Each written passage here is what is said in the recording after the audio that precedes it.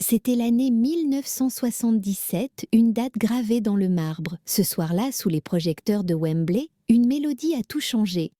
Avec l'oiseau et l'enfant, elle n'a pas seulement chanté, elle a offert à l'Hexagone un triomphe qui reste encore aujourd'hui inégalé dans l'histoire de l'Eurovision. Elle n'avait que 19 printemps, l'âge de l'insouciance, et pourtant du jour au lendemain, Marie-Myriam s'est métamorphosée en une véritable icône, une fierté nationale adoptée par tout un peuple. Son timbre cristallin possédait une signature unique, une clarté impossible à oublier. Durant des décennies, elle a enchaîné les galas, parcouru les routes et illuminé les plateaux de télévision, devenant une présence familière pour des générations. Et puis le silence. Brutal, inattendu. Sans préavis, le rideau est tombé définitivement.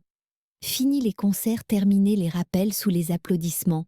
Elle s'est éclipsée dans l'ombre sans faire de bruit. Dans le vide laissé par son absence, les rumeurs ont commencé à courir.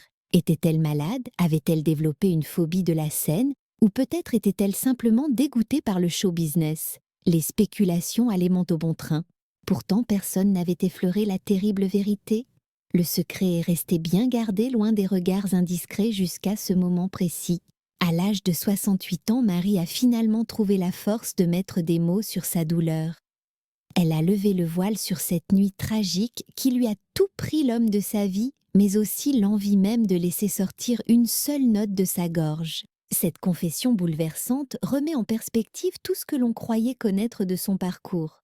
L'image du conte de fées s'efface pour laisser place à un récit beaucoup plus humain et poignant. Bien avant de devenir la célèbre Marie-Myriam, celle qui a marqué l'Eurovision à jamais, elle répondait au nom de Myriam Lopes. C'était une petite fille aux origines portugaises dont le berceau était bien loin des paillettes parisiennes et des grandes scènes européennes. Son histoire commence en 1957 sous le soleil ardent de Luluabourg. C'était au cœur de l'Afrique, sur les terres de ce qu'on appelait alors le Congo belge, un territoire devenu depuis la République démocratique du Congo. Son enfance a été bercée par les soubresauts de la fin de l'ère coloniale et le spectre de l'exil.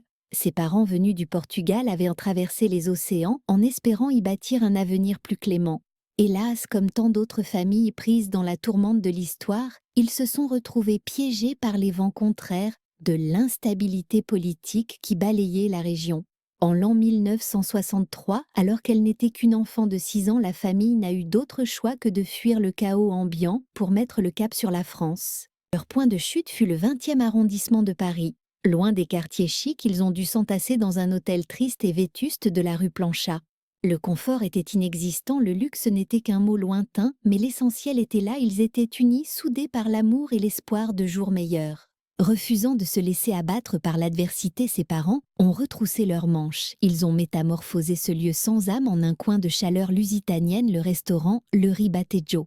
Plus qu'une simple cantine, l'endroit est rapidement devenu un sanctuaire pour les expatriés, un refuge où l'on venait soigner le mal du pays. Entre les murs résonnaient les accords mélancoliques du fado, cette musique qui chante l'exil, la saudade et les émotions brutes qui transpercent le cœur. La petite Myriam grandissait là imprégnée par ces mélodies. Elle écoutait religieusement et par moments elle osait mêler sa voix à celle des musiciens. C'est précisément dans ce cadre modeste transformé en cabaret familial que le destin a frappé à la porte. Jean-Paul Cara, célèbre auteur-compositeur, a été happé par cette voix singulière. Il n'était pas en chasse de nouveaux talents ce soir-là, mais l'évidence s'est imposée à lui dès les premières notes. Ce n'était pas une voix d'artifice ni une démonstration de force vocale, c'était de la pureté à l'état brut. Comme il le racontera plus tard, elle ne jouait pas à la chanteuse, elle incarnait la mélodie. La musique semblait être son état naturel. Convaincu, Cara la présenta au parolier Joe Gracie. Ensemble, le trio se mit au travail pour sculpter ce qui allait devenir son hymne éternel, l'oiseau et l'enfant. Pourtant, le chemin fut loin d'être facile. Au début, le scepticisme régnait en maître autour du projet. Le titre était jugé trop aérien, trop poétique, presque trop intime pour la machinerie lourde et pailletée d'un concours comme l'Eurovision. Les maisons de disques fermèrent leurs portes les unes après les autres. Finalement, Polydor a accepté le pari. Un 45 tours a été pressé sans grand bruit en avril 1977, alors que la jeune artiste désormais baptisée Marie-Myriam fêtait ses 19 ans. Le grand jour arriva le 7 mai 1977. Marie se tenait prête à affronter l'immense scène du Wembley Conference Centre au cœur de Londres. Elle portait sur ses frêles épaules les espoirs de la France pour cette 22e édition du Grand Prix Eurovision de la chanson. Le sort avait décidé qu'elle passerait en toute fin de soirée, clôturant le spectacle. L'attente était interminable et ses mains ne pouvaient s'empêcher de trembler. Les signes avant-coureurs n'étaient pas rassurants, sa voix avait déraillé lors des répétitions et une panique sourde envahissait les coulisses. À cause d'un souci technique d'éclairage, ses choristes avaient même dû changer de tenue à la dernière minute. Et puis soudain, le brouhaha s'est éteint. Le silence s'est fait lourd et solennel. Marie s'est avancée vers le micro. Elle a entamé les premières tours-mesures a cappella seule face au monde. Sa voix s'est élevée flottante et cristalline, mêlant une vulnérabilité touchante à une assurance surprenante. Cette ballade évoquant un oiseau imaginaire comme allégorie de la liberté et de l'innocence enfantine a transcendé l'instant présent. C'était une ode à la beauté de la vie qui a touché les âmes. Plus qu'une simple performance, c'était une prière musicale. Le verdict fut sans appel avec 136 points, elle a surclassé le Royaume-Uni et l'Irlande. La victoire était française. Pourtant, lorsqu'elle est rentrée à la maison encore sonnée et épuisée par l'émotion, le décor de sa rue n'avait pas changé d'un iota. Mais à l'intérieur, tout était différent. Les passants la croisaient encore dans les transports en commun, incrédules. Elle continuait sa vie simple, mais dans le cœur de millions de Français, elle s'était hissée au rang d'exception d'une rareté précieuse. Elle était cette jeune femme qui avait rapporté le trophée tant convoité, sans caprice de star, sans ego démesuré, armée uniquement de sa sincérité et de son émotion. Le monde s'offrait à elle. Elle aurait pu succomber aux sirènes de la gloire internationale, signer des contrats mirobolants et s'exiler vers Londres ou Los Angeles. Mais elle a balayé ses options d'un revers de main. Marie avait d'autres priorités, d'autres valeurs. Elle a préféré la chaleur d'un foyer à la froideur du vedettariat, la loyauté à l'aveuglement des projecteurs. Moins d'un an après son sacre, le destin a mis sur sa route Michel Elmosnino. Il allait devenir son producteur, son pilier et surtout l'homme de sa vie. Car pour Marie, la célébrité n'a jamais été le but ultime. L'amour, en revanche, était son véritable moteur. C'est cet amour partagé avec Michel qui a sculpté chaque contour de son existence et de sa carrière. Si pour le grand public, Michel Elmosnino n'était souvent qu'un nom au dos d'une pochette d'album, pour elle, il était tout. On apercevait parfois son nom discret au dos d'une pochette vinyle ou sa silhouette floue sur un cliché pris à la dérobée dans les coulisses. Pourtant, aux yeux de Marie-Myriam, cet homme n'a jamais été un simple figurant relégué au second plan. Il incarnait la cadence qui portait son souffle, le bâtisseur de l'ombre qui a sculpté sa carrière, et par-dessus tout, il fut l'unique grand amour de son existence. Leurs chemins se sont croisés en 1978, 12 mois seulement après le triomphe historique de Marie à l'Eurovision qui avait bouleversé son destin. Encore étourdie par ce succès fulgurant, elle naviguait à vue dans un univers inconnu, fait de signatures de contrats de marathon médiatique et de l'impératif écrasant de ne jamais disparaître. Du haut de ses 20 printemps, elle percevait déjà avec une lucidité étonnante une vérité brutale, à savoir que la gloire est une arme à double tranchant capable d'offrir des merveilles tout en pesant lourdement sur les épaules.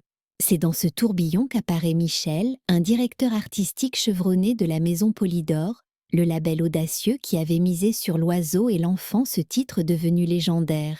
Il affichait une décennie de plus qu'elle, au compteur une différence d'âge qui lui conférait une aura rassurante. C'était un homme posé et réfléchi d'une intelligence discrète qui tranchait radicalement avec ce milieu saturé d'ego surdimensionné et de serments non tenus. Solide comme un roc et pragmatique, il ne la regardait pas comme un simple produit marketing, mais percevait la jeune femme sensible et profonde dissimulée derrière cette voix en or. Au départ, leur complicité s'est tissée exclusivement autour de la musique et du travail rigoureux en studio. Il a dirigé ses enregistrements, peaufiné chaque sonorité et veillé sur son authenticité avant qu'insensiblement un sentiment bien plus tendre ne vienne s'immiscer entre eux. Comme Marie aimait à le confier par la suite, il me déchiffrait mieux que je ne parvenais à le faire moi-même. Si j'étais la mélodie, il en était la résonance parfaite. Il comblait les vides indicibles ne courant jamais après les lauriers ou la lumière cherchant uniquement la profondeur de leur connexion.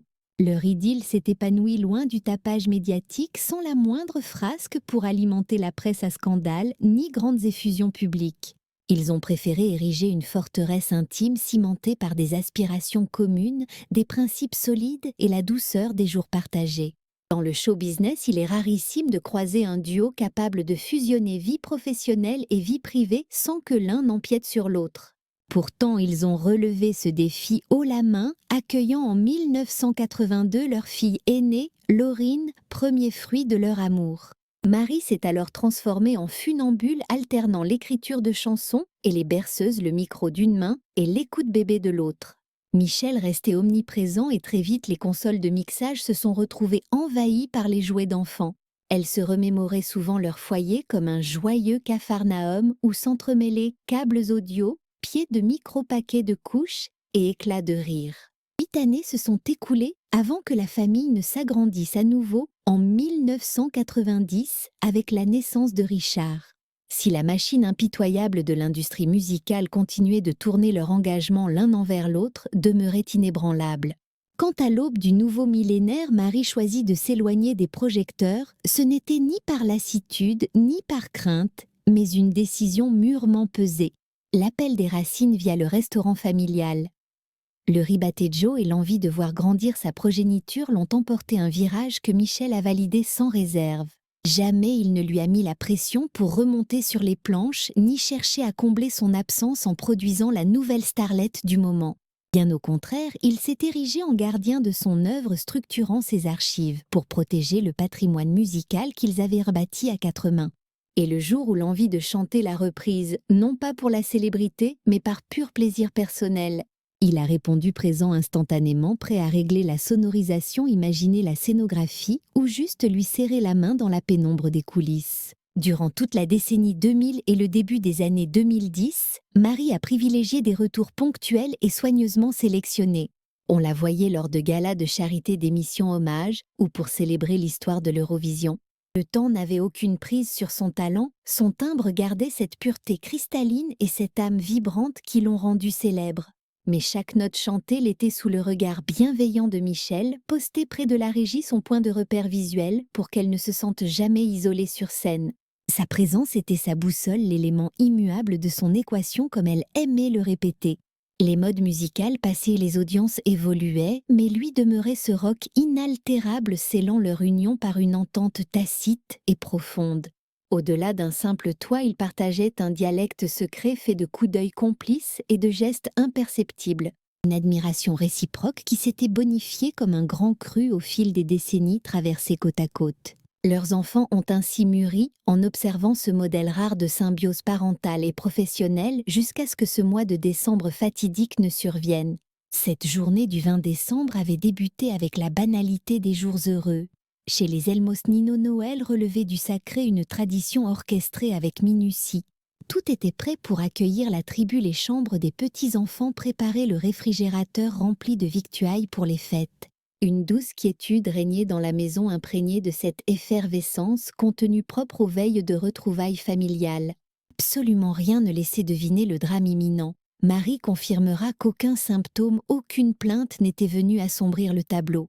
Michel vaquait à ses occupations habituelles, discutant, participant aux préparatifs fidèles à lui-même.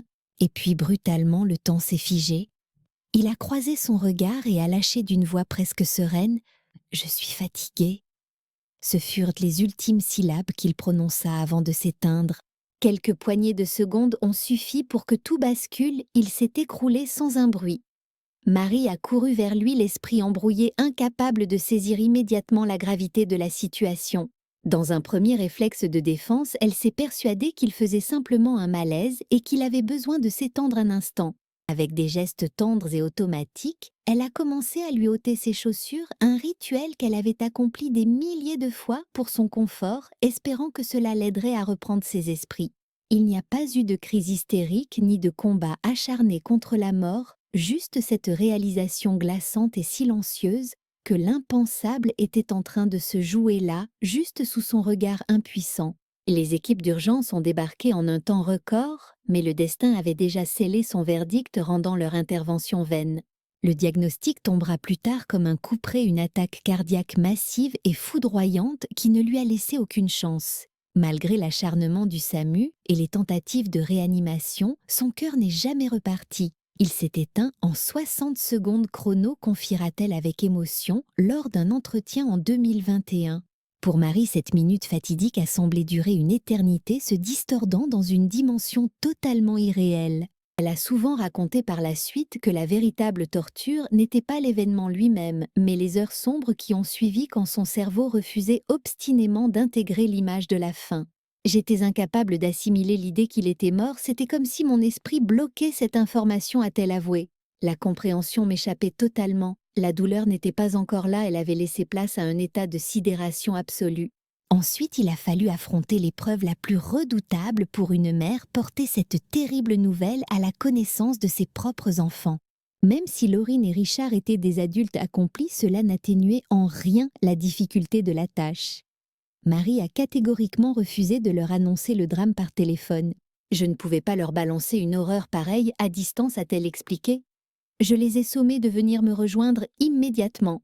Elle ressentait le besoin viscéral de plonger ses yeux dans les leurs, de les étreindre physiquement, car elle savait qu'une fois les mots lâchés, leur univers ne serait plus jamais le même. Elle a décrit cet instant précis comme l'une des souffrances les plus aiguës qu'elle ait jamais eu à endurer au cours de son existence. Ce n'était pas tant sa propre peine qui la terrassait, mais la certitude absolue que ce qu'elle allait prononcer allait dévaster la vie de ses enfants pour toujours. Je me répétais en boucle, ces quelques mots vont leur infliger une blessure qui ne cicatrisera jamais complètement. Une fois le tourbillon des obsèques organisé, Michel a rejoint sa dernière demeure à Rabat, sa ville natale. Un choix qui s'est imposé comme une évidence chargée d'une symbolique puissante. Marie a tenu à honorer les racines de son époux, alors même qu'elle avait la sensation physique que ses propres racines venaient d'être brutalement arrachées du sol. Durant 35 années, Michel avait endossé tous les rôles mari aimant, producteur avisé, ingénieur du son méticuleux et pilier indéfectible de sa vie d'artiste. Ils vivaient dans une symbiose totale, travaillant et respirant ensemble 24 heures sur 24, comme elle aimait le rappeler. Sa disparition n'était pas simplement la perte d'une moitié, c'était l'effondrement de toute son architecture personnelle. Dans les mois suivants, Marie a fonctionné comme une machine dénuée d'âme. Je m'étais transformée en robot exécutant les tâches sans rien ressentir, a-t-elle déclaré. Elle continuait d'avancer mécaniquement, répondant aux appels, gérant la paperasse, mais à l'intérieur, ses émotions étaient totalement gelées. La musique, qui avait toujours été son sanctuaire, était devenue une zone radioactive impossible à approcher. L'héritage de Michel n'était pas un vide, c'était un silence assourdissant. Un silence pesant qui la traquait dans chaque pièce de la maison, s'invitant dans chaque réunion de famille. Ce silence allait la hanter sur chaque scène où elle tenterait de remonter, l'accompagnant fidèlement durant la décennie qui allait suivre. Depuis ce jour funeste, je tente péniblement de me reconstruire.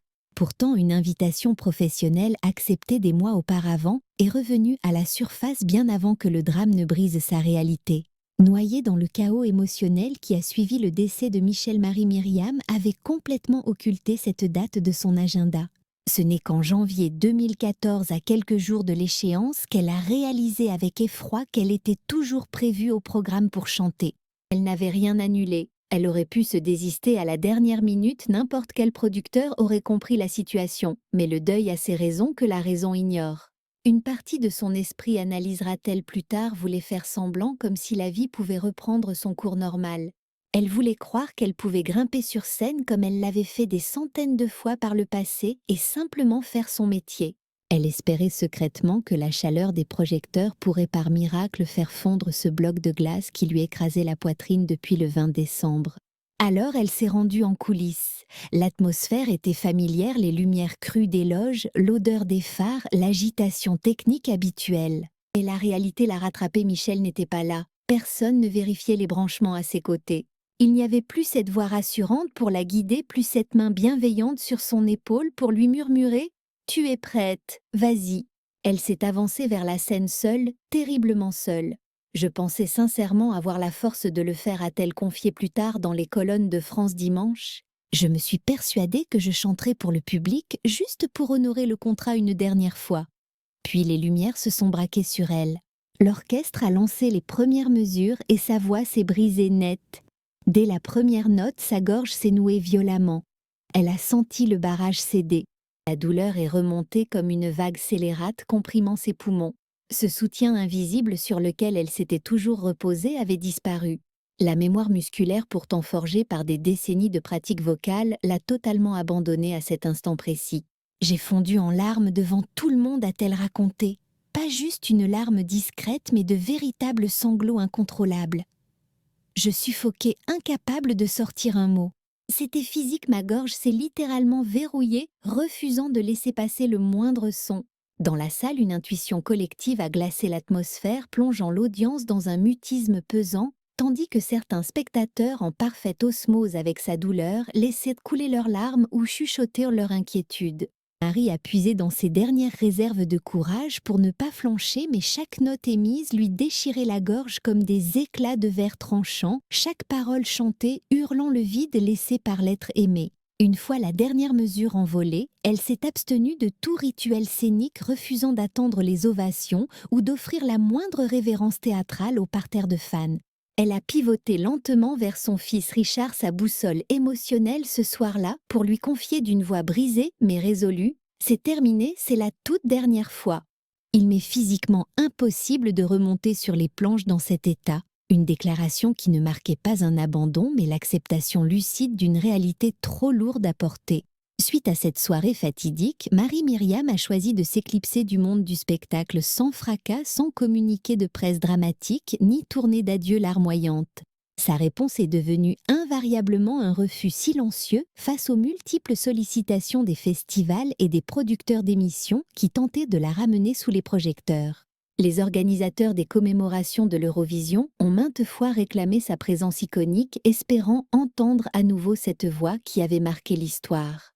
Pourtant, la chanteuse a repoussé chaque invitation avec une élégance et une chaleur intactes, mais avec une fermeté qui ne laissait aucune place à la négociation. « Je suis incapable de chanter sans sa présence à mes côtés », a-t-elle fini par avouer plus tard dans les colonnes de France.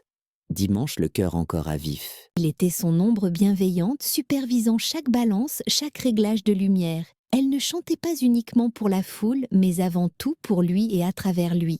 Certes, elle a accepté quelques apparitions télévisées et a publié une ultime compilation en 2017, un projet qu'elle a défendu avec une dignité remarquable. Cependant, la scène de concert, celle du direct et de la communion brute, lui est restée totalement interdite depuis ce jour.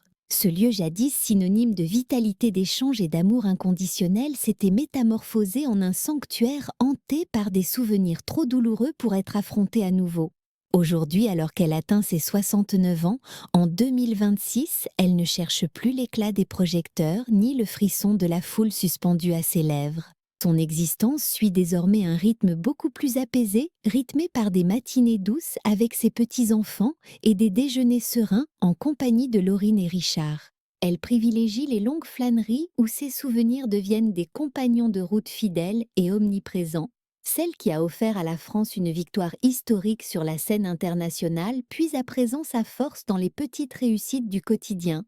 Se reconstruire jour après jour sans Michel. Depuis qu'il est parti, c'est mon unique combat, confiait-elle avec émotion au journal Clermont Métropole.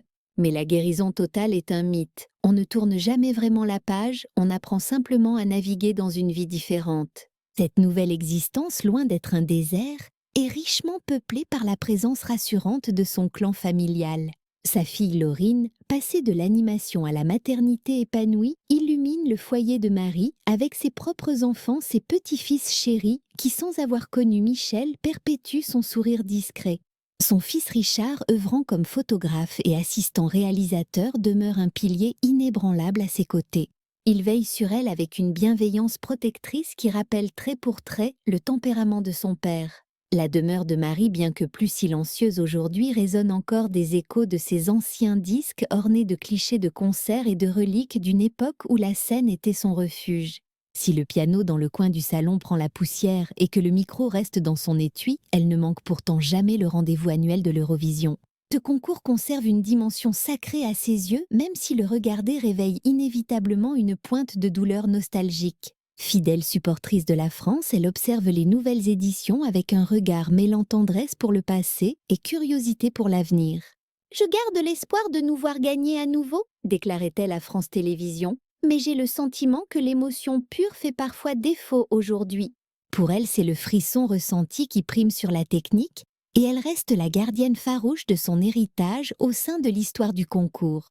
Mais lorsque les premières notes retentissent et que les jeux de lumière inondent l'écran de télévision, et qu'une multitude de voix s'élèvent pour chanter, Marie choisit souvent de rester murée dans son silence. Elle observe le spectacle sans fredonner, se remémorant ses propres gloires sans chercher à participer même à distance. La mélodie continue pour le reste du monde, mais pour elle, la musique s'est figée d'une façon que nul tonnerre d'applaudissements ne saurait réparer.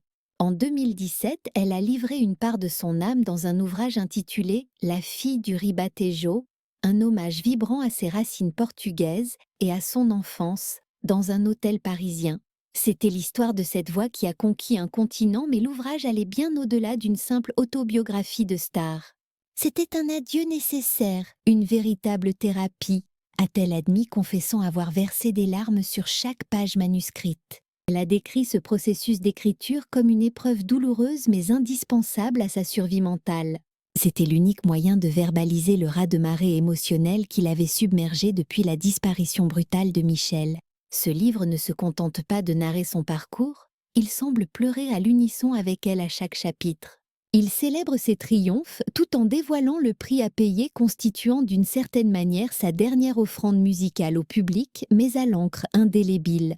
La question revient sans cesse de la part de ses admirateurs, la reverra-t-on un jour derrière un micro ? Parfois l'idée lui traverse l'esprit, imaginant peut-être un petit album de jazz, quelque chose de très intime et dépouillé. « J'en rêve parfois », a-t-elle glissé un jour. Mais aucune proposition n'est venue, et je doute de ma capacité à dire oui si cela arrivait. Car au fond d'elle-même, elle sait que la musique qui a rythmé sa vie n'était pas faite que de notes, mais d'une connexion amoureuse désormais rompue. Michel incarnait bien plus qu'une simple présence à ses côtés. Il était son ancrage absolu, cette certitude apaisante d'être comprise et épaulée, que ce soit sous les feux de la rampe ou dans l'intimité de leur quotidien. C'est pourquoi lorsqu'elle confie ne plus avoir la force de chanter, ce n'est pas le désespoir qui s'exprime, mais une loyauté amoureuse inaltérable, un sentiment si puissant qu'il résiste à l'usure du temps et survit au silence des applaudissements. Aujourd'hui, le voile se lève et nous saisissons enfin toute la portée de son geste. Marie-Myriam ne s'est pas éteinte alors qu'elle était en pleine gloire. Elle a délibérément choisi de s'éloigner, accablée par un chagrin bien trop lourd pour qu'elle puisse encore le transformer en mélodie. Arrivée à l'âge de 60 ans, elle a finalement mis des mots sur ce que son absence criait depuis des années sans Michel. Pour la regarder, la scène a cessé d'être son foyer.